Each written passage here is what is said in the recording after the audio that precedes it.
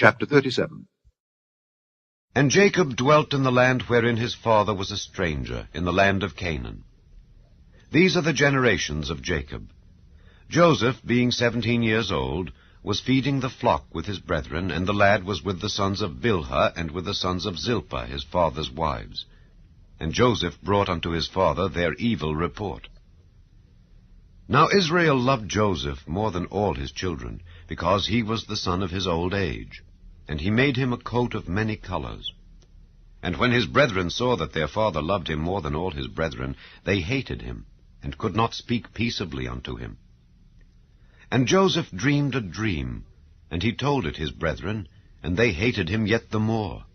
And he said unto them, Hear, I pray you, this dream which I have dreamed. For behold, we were binding sheaves in the field, and lo, my sheaf arose, and also stood upright, and behold, your sheaves stood round about, and made obeisance to my sheaf. And his brethren said to him, Shalt thou indeed reign over us? Or shalt thou indeed have dominion over us? And they hated him yet the more for his dreams and for his words. And he dreamed yet another dream, and told it his brethren, and said, Behold, I have dreamed a dream more. And behold, the sun and the moon and the 11 stars made obeisance to me. And he told it to his father and to his brethren. And his father rebuked him, and said unto him, What is this dream that thou hast dreamed? Shall I and thy mother and thy brethren indeed come to bow down ourselves to thee to the earth?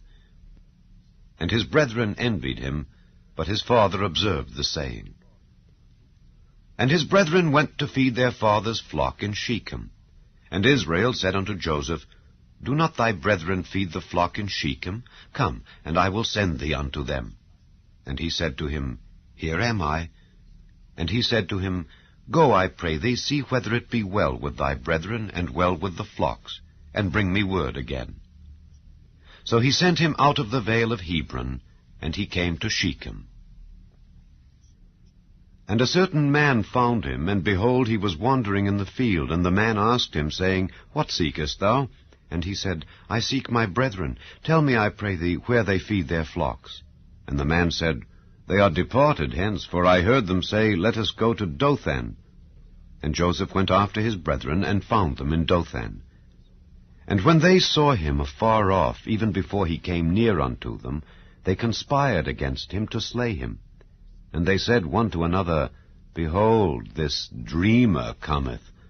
Come now, therefore, and let us slay him, and cast him into some pit, and we will say, Some evil beast hath devoured him, and we shall see what will become of his dreams. And Reuben heard it, and he delivered him out of their hands, and said, Let us not kill him. And Reuben said unto them, Shed no blood, but cast him into this pit that is in the wilderness, and lay no hand upon him, that he might rid him out of their hands, to deliver him to his father again. And it came to pass, when Joseph was come unto his brethren, that they stripped Joseph out of his coat of many colors that was on him, and they took him and cast him into a pit. And the pit was empty, there was no water in it. And they sat down to eat bread.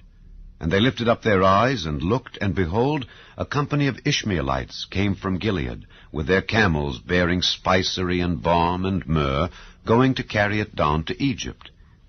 And Judah said unto his brethren, What profit is it, if we slay our brother and conceal his blood?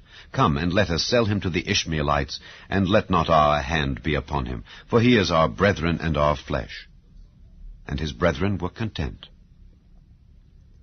Then there passed by Midianites merchantmen, and they drew and lifted up Joseph out of the pit, and sold Joseph to the Ishmaelites for 20 pieces of silver. And they brought Joseph into Egypt.